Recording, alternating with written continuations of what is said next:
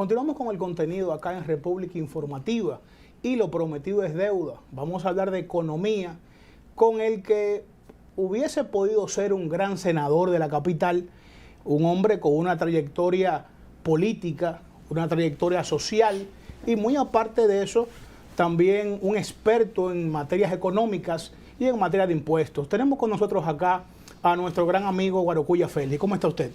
Buenos días, Joel. Buenos días, Vladimir. Muchas gracias por permitirme estar aquí con ustedes y con el público. Para nosotros es un placer. Usted sabe que estamos todos los domingos tratando de dar lo mejor de sí desde este espacio que inició en pandemia, y cuando vienen amigos como usted es importante porque eso nos ayuda a reproducir nuestra línea comunicacional, que es lo que venimos haciendo todos los domingos con la familia. Mire, la economía se ha vuelto, hoy en día los expertos tienen en primera fila, en primer orden, se está hablando como mucho de economía. Entonces cuando se habla de economía es que las cosas no andan bien. Qué va, Joel. Ya hace muchos años que comienza a hablarse de economía como si fuese el tema central. Y fíjate que creo que no debería de serlo. La economía es un instrumento, es una herramienta. A mí me gusta una definición que tienen los japoneses sobre economía. Sí. Dice, economía se define como el alivio al sufrimiento del pueblo. Y fíjate que es una definición muy hermosa porque la economía es el estudio de las relaciones económicas de la sociedad, del proceso de circulación de bienes, servicios, pero no debe ser nunca un objetivo en sí mismo. El objetivo debe ser la calidad de vida de las personas, y la economía es un instrumento para mejorar la calidad de vida de las personas, vista como disciplina, sí, ¿no? Mire, no como organización de la sociedad. Mire, en este gobierno que tiene año y pico ya manejando los destinos de la nación, de la República Dominicana, hemos visto que en el Congreso de la República se aprueban muchos préstamos. Entonces, la juventud y gente que nos aborda, de hecho, avisamos en las redes sociales que usted venía para acá. ¿Para qué es tanto dinero? Y actualmente, este gobierno, ¿como cuánto ha tomado prestado y en qué se ha utilizado? Vamos por parte. Me gustaría dar un paso atrás. Lo que es muy evidente que en República Dominicana, y así lo establece la Estrategia Nacional de Desarrollo, tenemos un reto en la fiscalidad. La fiscalidad es el ingreso, el gasto y el crédito. Y dentro del ingreso, sobre todo la parte correspondiente a los tributos. Eso quiere decir, tal como dice la Estrategia Nacional de Desarrollo, que en algún momento la sociedad y el gobierno deberían de abocarse a una discusión que permita ir a lo que se ha denominado un pacto fiscal. Porque en República Dominicana la recaudación en términos relativos sigue siendo baja, es decir, de cada 100 pesos que produce la economía, 14 pesos solo vienen de los ingresos internos que genera el propio país, y el gobierno gasta 18, quiere decir que tiene que endeudarse en 4 pesos adicionales. Evidentemente que la pandemia es una situación excepcional y por lo tanto no es un momento para hacer comparaciones con una situación de normalidad, y por lo tanto tanto los gobiernos han tenido que endeudarse. En el caso de nuestro gobierno creo que ha habido una velocidad importante de endeudamiento, y creo que aquí lo que ha faltado es mayor planificación desde el punto de vista de la contratación de ese tipo de deuda. Y esto es la discusión que está en el fondo. Ahora, evidentemente que en algún momento República Dominicana tendrá que abocarse a un diálogo profundo que le permita tener una fiscalidad diferente. Fíjate que lo importante no es tanto la presión fiscal como la composición de la presión fiscal. Las dos cosas son sumamente importantes. Normalmente los analistas y los hacedores de opinión pública, los que hacen opinión pública sobre este tema, hablan de presión fiscal. Y yo prefiero concentrarme más en la parte de la composición de la presión fiscal. ¿Qué quiere decir esto? De quiénes pagan los impuestos. Quienes pagan los impuestos son las personas y las empresas, y evidentemente que si cambiamos el enfoque de la presión a la composición, lo que iríamos a una discusión que nos permita que sea un sistema mucho más equitativo y mucho más proporcional, en el sentido de que deberíamos descansar menos en impuestos indirectos y más en impuestos directos, como es la estructura impositiva que tienen los países que conforman la Organización para la Cooperación y el Desarrollo Económico, la OCDE. Aquí en República Dominicana debería aspirar a parecerse, por lo menos en indicadores. Licenciado... dime Guarocuya, por favor. Eso de licenciado. Señor Guarocuya. No, dime Guarocuya, eso de señor. Dígame Guarocuya. Mire, recientemente el gobierno o el presidente decía que era inevitable una reforma fiscal. Ahí se generó toda una ola de críticas, que no era prudente hacer una reforma fiscal en el momento que nos encontramos, en medio de una pandemia. Finalmente no lo hizo. Uno, cometió un error el gobierno en no hacer la reforma fiscal en ese momento. Y segundo, ¿por qué los gobiernos, cuando hablan de hacer reforma fiscal, no se enfocan en reducir la evasión, que es una cantidad importante de recursos que se pierden? Fíjate, hay 3 preguntas prácticamente en tu intervención. La primera es si el gobierno debió de haber hecho la reforma o no. Yo creo que no. Fíjate que el Partido de la Liberación Dominicana planteó de manera muy temprana, en la llegada del gobierno, de que no era el momento adecuado, más allá de las necesidades fiscales que tiene el propio sector público y la sociedad dominicana, porque no acabamos de salir todavía de los efectos de la pandemia, y la pandemia, dentro de esos efectos, lo que provoca o lo que ha generado es una especie de choque externo a la economía. Es como cuando hay un incremento muy fuerte del petróleo, del punto de vista económico, más allá de la salud. Por lo tanto, no era el momento, ni sigue siendo el momento más apropiado para plantear una reforma. Evidentemente que eso requiere también mucho diálogo. Yo creo que una reforma de la magnitud que necesita la República Dominicana necesita un diálogo amplio con diferentes sectores de la sociedad. No puede ser una discusión tecnocrática, sino que tiene que ser una discusión con los diferentes agentes económicos y sociales. Ese es el primer punto. El segundo punto es que, ¿por qué cuando se plantea una reforma no se plantea todo el tema de la evasión? Es que la evasión está muy relacionada con las exenciones fiscales y por lo tanto, mientras mayor nivel de exención fiscales tú tienes, mayor nivel de evasión también generas. Te puedo poner un ejemplo que dio mucha risa en su momento, en el 2012, en la última reforma tributaria que se realizó digamos, de manera conjunta, porque todos los días se reforma el sistema tributario. Se reforma con leyes que establecen exenciones. Por ejemplo, si analizamos el fideicomiso, el contrato de fideicomiso para Punta Catalina, establece exenciones tan amplias como sea posible de los impuestos, y yo creo que es una muy mala práctica. Eso es de los temas que debería revisarse en ese contrato. Y como ese contrato, todos los días se aprueban legislaciones que establecen exenciones o establecen determinados privilegios tributarios para un sector o para algún tipo de actividad. Y esto es lo que no debería de ocurrir. En la medida en que tú amplías las exenciones, estás ampliando la brecha para la evasión. Te iba a poner el ejemplo del 2012 con las tripitas. Todo el mundo se rió por error. Se fue un documento a la prensa que decía que se iba a grabar las tripitas con X% del ITEVI, que era el primer tramo. Hay que recordar que tenemos 2 tramos del ITEVI efectivo.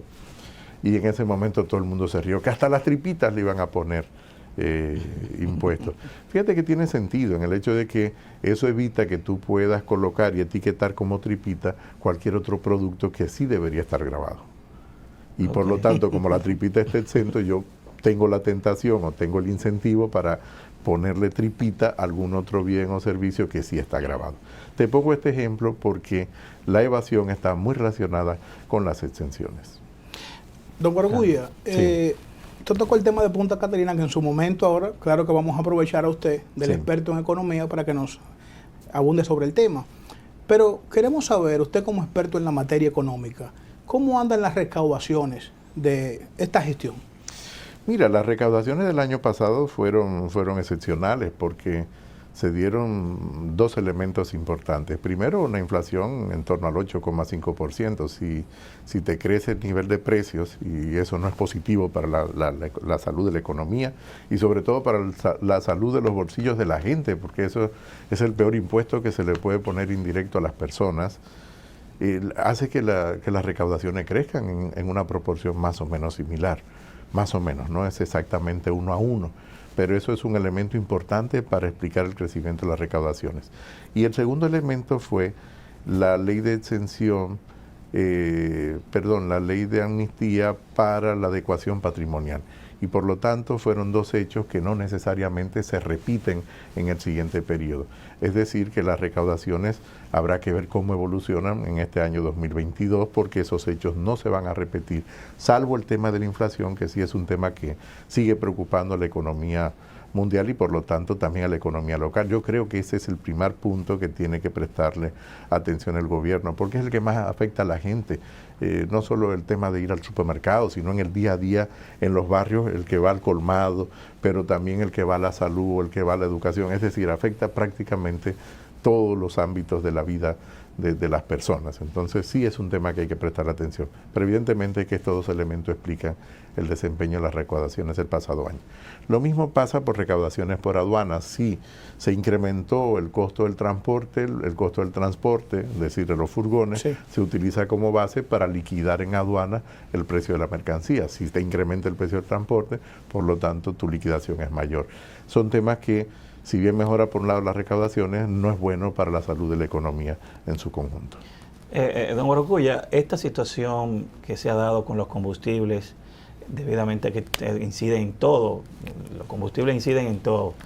¿Qué salida tiene el gobierno para mitigar los precios del crudo que están altísimos? O podría tener, porque él no está en el gobierno. Sí, a ver, yo esto ya... podría tener. Aquí ya es más especulativo. Especulativo en el sentido de que la política que vaya a aplicar el gobierno le corresponde efectivamente al gobierno. Fíjate que siempre hay opciones. Y aquí lo importante es que el gobierno puede evaluar las mejores opciones para evitar que el impacto de los precios del petróleo vayan directamente al incremento de los precios, sobre todo del transporte de mercancías y transporte de personas. Estamos hablando de el uso de combustible, porque además en República Dominicana el transporte, una parte importante es una solución individual, no colectiva, y eso hace que el incremento sea de costo mucho mayor para el bolsillo de las familias, de las personas, porque hoy en día una persona puede ser pobre pero tiene un carrito, porque tiene que tener la necesidad de movilizarse, porque el transporte público es un transporte que sigue siendo extraordinariamente ineficiente. Al mismo tiempo añade los tapones. Todo eso te incrementa el costo de bolsillo de las personas. El gobierno tiene que evaluar esas diferentes opciones, desde el subsidio directo a las personas que tienen menor nivel de ingreso y que utilizan el transporte público, hasta otro tipo de opciones como sería la propia revisión de la estructura impositiva. Pero esto ya le corresponde al propio gobierno tomar las decisiones. Evidentemente que este es un tema que seguirá siendo muy importante. Volvemos al tema de la inflación. He dicho hace un momento que la inflación será un tema que seguirá siendo importante por lo menos durante la primera mitad de este año. Bueno, no sé si queda tiempo, pero quisiera dejarle esta pregunta ¿por qué el gobierno no, como han dicho algunos economistas, no crea un sistema para cuando el crudo baja un poco, ¿verdad?, almacenar, hacer reserva de combustible para mitigar cuando el crudo sube, cuando el petróleo sube en los mercados internacionales, como está pasando en estos momentos? ¿Por qué el gobierno no hace una especie de, crea un sistema para unas reservas cuando se producen estas salsas, y así no tener que inyectar dinero para amortiguar un poco la salsa, o sea, que los combustibles no lleguen tan caros a los usuarios? Fíjate, yo iría a una apuesta mayor. Yo creo que es el momento de que República Dominicana se replantee, pero con mucha seriedad, todo el sistema de transporte. Porque lo que más consume combustible en República Dominicana no es tanto la producción de la energía como el costo del transporte público, porque el país ha estado cambiando, sobre todo en los gobiernos del Partido de la Liberación Dominicana. Uno de los aportes fundamentales, y esto es bueno destacarlo porque parecería que el Partido de la Liberación Dominicana no hizo nada, pero las grandes reformas de los últimos 20 años las ha hecho el Partido de la Liberación Dominicana, incluyendo la modificación de la matriz energética. Hoy en día somos menos dependientes de combustible de tipo el fuel oil que lo que éramos hace 10 años, por ejemplo. Hoy en día nuestra matriz de energía, de generación de energía, fíjate que tenemos carbón, pero también tenemos una gran cantidad, una gran proporción de energía renovable, como son los molinos de viento o son los paneles solares. Al mismo tiempo también tenemos plantas de gas, es decir que eso ha mejorado el costo de generación de energía y ha hecho menos dependiente directamente del petróleo. Te digo cuál sería la apuesta. La apuesta es, evidentemente, tener mayor capacidad de almacenamiento, pero es a una profunda reforma del transporte público en República Dominicana. Tenemos que hacer una apuesta a un transporte colectivo. cosa que la apuesta ha sido por el transporte individual. Cada ciudadano dominicano, un carrito. Eso es prácticamente insostenible a futuro, tomando en cuenta el cambio climático, tomando en cuenta que somos una isla, que esa isla la compartimos con otro estado, con otra nación, que esa otra nación tiene un evidente nivel de pobreza frente a nosotros, que seguimos siendo pobres y desiguales, y que además tenemos una estructura interna de carreteras que privilegia también el transporte individual. Entonces, cuando hablo de privilegiar el transporte colectivo, probablemente replantearnos todo el tema de si autobuses o un sistema de trenes de cercanía. Todo el que haya visitado España sabe que, por ejemplo, en Cataluña tiene un sistema de trenes de cercanías que funciona de manera eléctrica. Podemos comenzar con locomotoras diésel, pero puede ser un sistema eléctrico a futuro, diseñado a futuro. Entonces, es cambiar la matriz de transporte de la República Dominicana, es cambiar de forma radical el transporte de la República Dominicana. Con un sistema de trenes de cercanía tú puedes vivir en Barahona y trabajar en Santo Domingo, o trabajar en Banío Asua, y por lo tanto es mucho más fácil el traslado de los ciudadanos porque tú vas a vivir en tu territorio. Eso te genera una política rural diferente porque la gente puede seguir viviendo, produciendo en el mundo agrícola, pero no tiene que trasladarse a la ciudad porque tiene un sistema de transporte barato relativamente y eficiente. El otro tema es que cuando se habla de construir trenes, casi siempre pensamos en construir Santo Domingo, Santiago. Eso es un error, porque eso es lo que hace que profundiza la brecha, porque tú vas de las ciudades, vas a interconectar las dos ciudades más ricas del país, cuando tú tienes que ir de las ciudades más ricas a las más pobres en un principio. Eso es lo que no debería de hacerse. Sin embargo, lamentablemente la visión que tenemos es una visión pobre desde el punto de vista del desarrollo del territorio. Conversamos con Guarocuya Félix, experto en economía. Vamos a una pausa y continuamos con el contenido acá en República Informativa.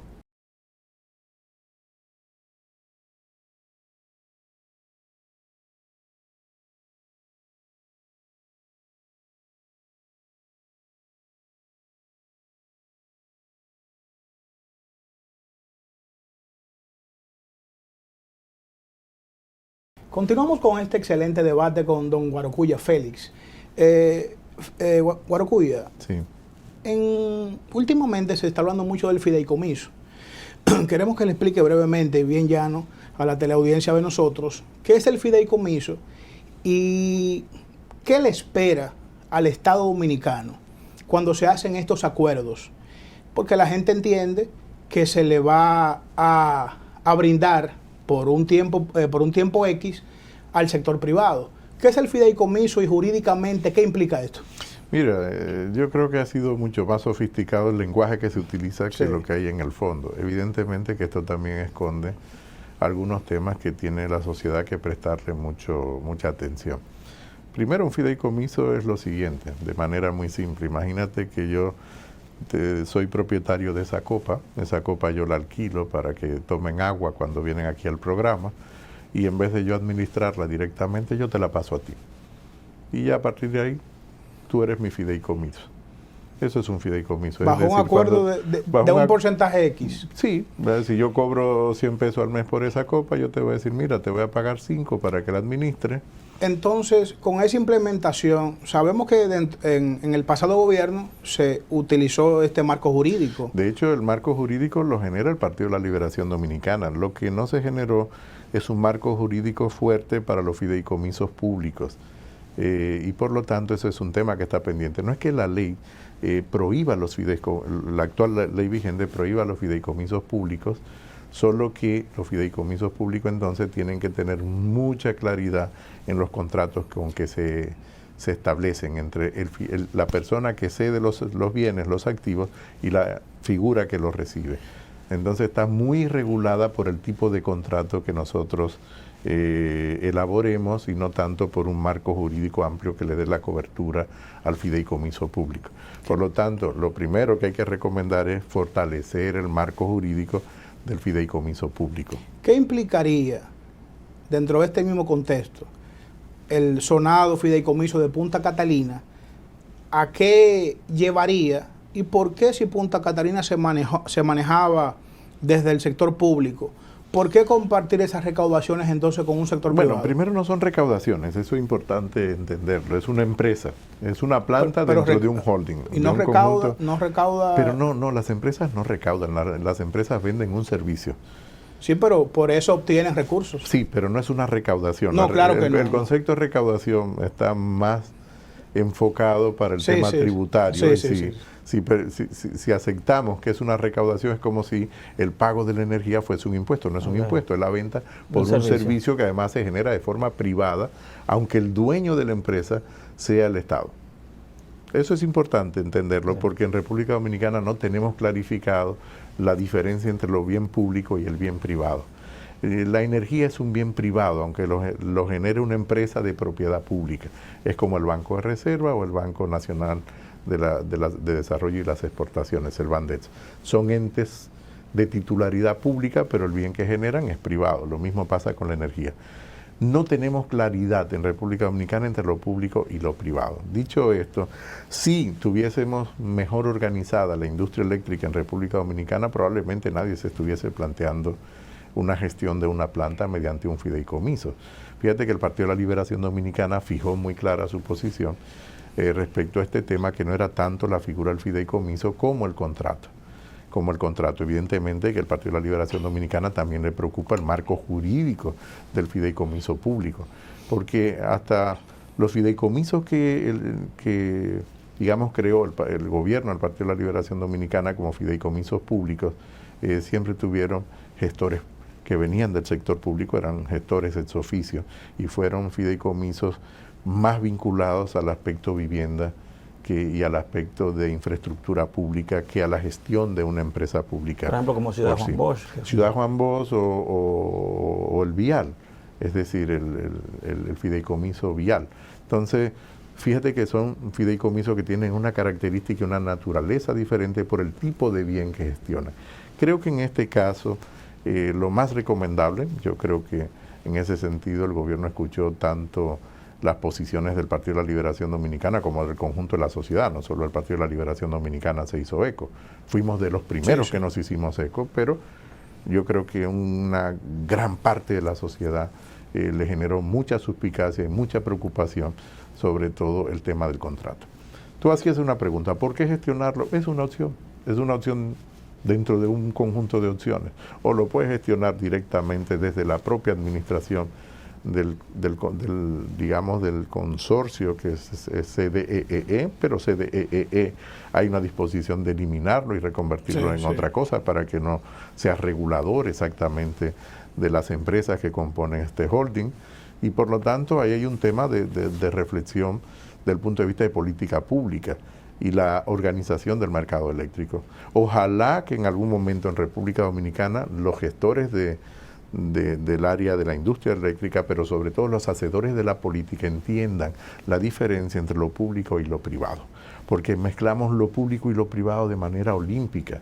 Es decir, una empresa pública, es decir, no de titularidad pública, pero es una empresa que está organizada bajo las leyes de sociedad privada, no puede estar sometida a las mismas reglas que están sometidas los entes públicos, y eso aplica para las empresas eléctricas. Sin embargo, tenemos ahí una gran mezcla que tenemos que clarificar.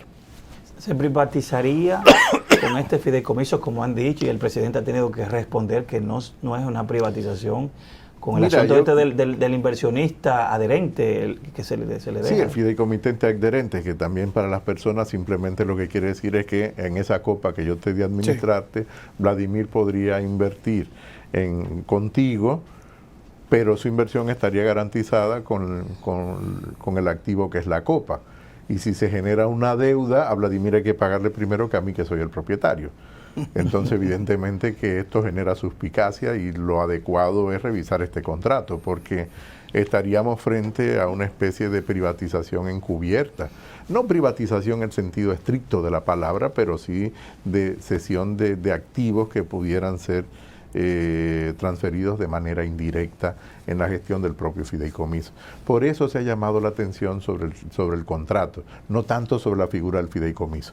Digamos que lo adecuado sería reforzar el marco legal para tener un marco mucho más robusto para los fideicomisos de titularidad pública, que va a establecer cuáles son los mecanismos de los órganos del control del sector público, si lo van a hacer de manera directa o de manera indirecta a través del Ministerio de Hacienda o el Ministerio de Energía y Minas, en este caso el ministerio que corresponda o al área que corresponda de gobierno, y por otro lado dejar también muy claro cuáles son los límites que se tiene al momento de generar un fideicomiso de titularidad pública, es decir, hasta dónde va a intervenir una gestión que no sea ex oficio de personas designadas desde el sector público o traspasar los gestores privados. Esta es parte de la discusión que debería de tenerse.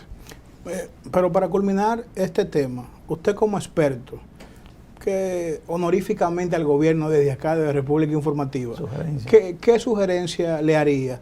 ¿Es bueno seguir con el fideicomiso a Punta Catalina?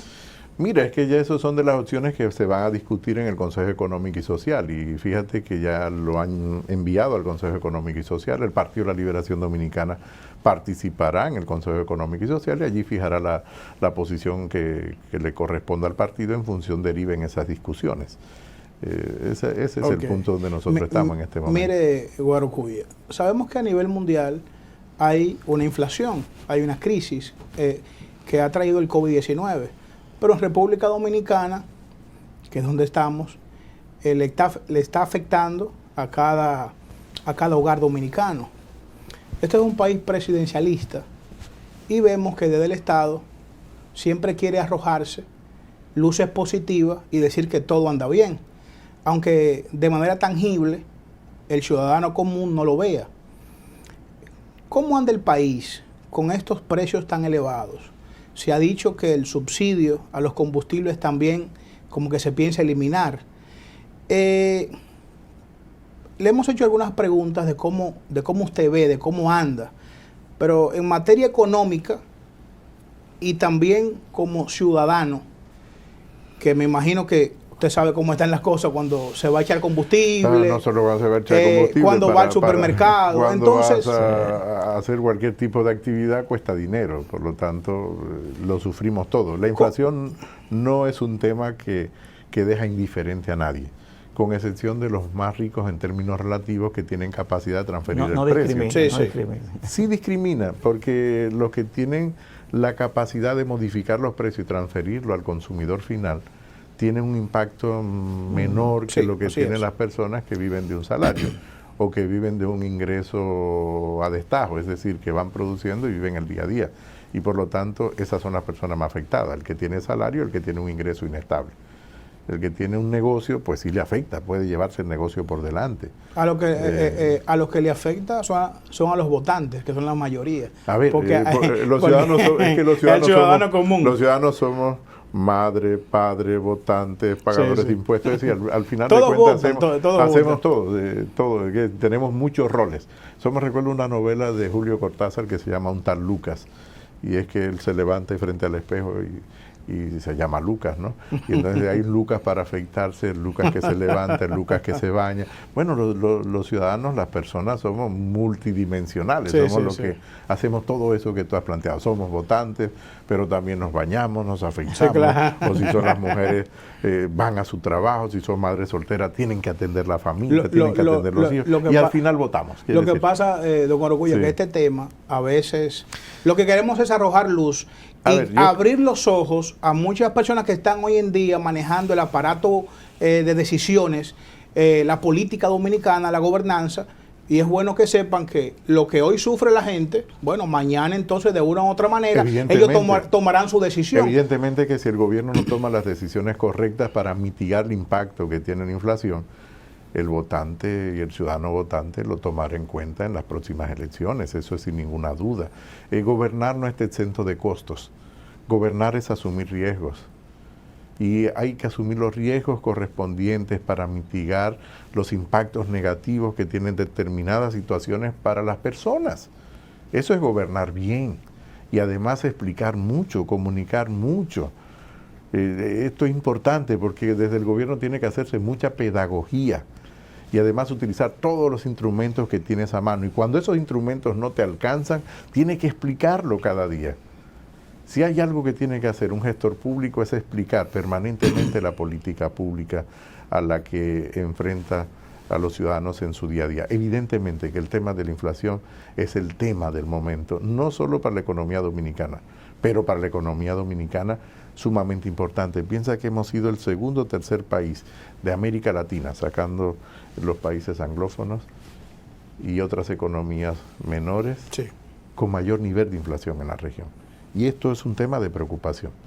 Debe serlo no solo para las personas, claro que estoy preocupado. Una persona que ganaba 100 pesos a inicios de enero del año 2021 gana 8,50 menos, es decir, gana 92,50, no llega a 100 pesos. Y esto que los promedios engañan, en el sentido que estamos tomando promedios. Cuando vamos a la canasta básica de las personas, la canasta básica mínima se ha incrementado más que proporcionalmente que la canasta de los que tienen más dinero para consumir. Por lo tanto, este es un tema que hay que prestarle toda la atención. Evidentemente que para el Partido de la Liberación Dominicana este sí es un tema que hay que ponerlo sobre la mesa, y si hay algún tema que hay que discutir en el Consejo Económico y Social o en cualquier otro espacio, es cómo mitigar el impacto de la inflación. Tuvimos alguna experiencia en el año 2008 y los más, no sé si ustedes lo recordarán, pero en el 2008 se generó un diálogo importante, fue una cumbre, se le llamó cumbre en ese momento, y se tomaron decisiones entre el sector público, el sector privado y los agentes económicos y sociales para mitigar el impacto que estaba produciendo la crisis financiera en 2008, y la verdad que fue bastante exitosa porque los precios comenzaron a declinar en el periodo siguiente.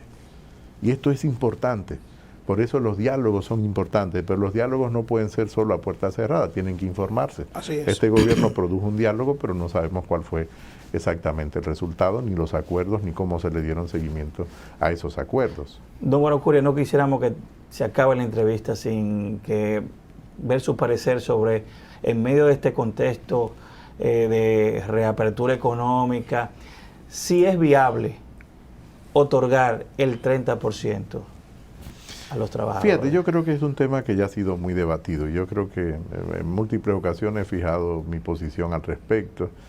Yo creo que te voy a responder con la respuesta que dio el presidente Boric, recién electo en Chile, en la primera entrevista que dio la semana pasada en televisión, luego es el presidente electo.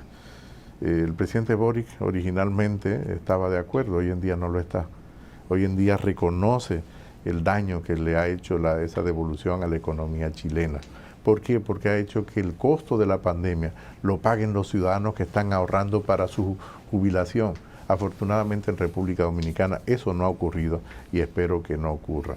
También he planteado que el tema no es si devolución o no devolución, que el tema que tiene que discutirse a profundidad es el tema del modelo de pensiones que tenemos en República Dominicana. Y eso nos lleva, por supuesto, a otro tipo de discusión. Es cómo hacer sostenibles las pensiones al final del periodo, que la gente no pierda su seguro médico cuando sale pensionado. Fíjate lo absurdo que es el sistema de pensiones de República Dominicana. Guarocuya, y así como dice Vladimir, antes de finalizar, pues con usted se amplía, porque usted tiene mucho conocimiento de todo. No, yo el que a va, nivel político, Guarocuya, sí. Lo vamos a ver en el distrito caminar con la gente. Sé que tiene contacto con muchas personas del distrito, pero queremos saber si se animará Guarocuya y de igualmente con esa aspiración que tenía anteriormente a senador de la República. Eso es una posibilidad. Sin embargo, en este momento apoyo la precandidatura de Francisco Domínguez Brito y le estoy dedicando más tiempo, lógicamente, a Va de la mano, Guarocuya, que esta candidatura sea Sí. exitosa al interior de mi partido. Y por lo tanto el tema de las elecciones de candidatos o candidatas al Congreso se hará en un segundo momento. Por Sí. lo tanto creo que la prioridad en este momento es fortalecer la candidatura de Francisco Domínguez Brito, que además pienso que es el mejor precandidato que tenemos. Pienso que será el candidato del Partido de la Liberación Dominicana y pienso que podría ser el mejor presidente de los que nosotros vemos ya candidatos que ya están definidos prácticamente por los demás partidos, porque veo en Francisco una preocupación real por mejorar la calidad de vida de la gente. Evidentemente que la República Dominicana, a raíz de todas estas cosas que están pasando, pienso que hay una renovación de liderazgo que tiene que surgir. Es una renovación que está siendo muy gradual. A mí me hubiese gustado que fuese a una velocidad mayor, pero esa es la cultura política del país. Tampoco estamos hablando de hacer grandes rupturas, pero sí hay una evolución, evidentemente, hacia un nuevo liderazgo en la sociedad dominicana. Excelente entrevista con el buen amigo Guarocuya Félix. Esperamos tenerlo acá no tanto tiempo, en poco tiempo tenerlo nuevamente hablando de economía, de política y, ¿por qué no?, ver qué le depara a esta República Dominicana, ya porque el próximo año es un año netamente político y, como siempre digo, la opinión es política y si vamos de la mano con la gente, con los humildes, es mucho mejor. Hasta la próxima, queridos amigos, y esperamos que estén con nosotros domingo tras domingo acá en el estelar de BTV República Informativa.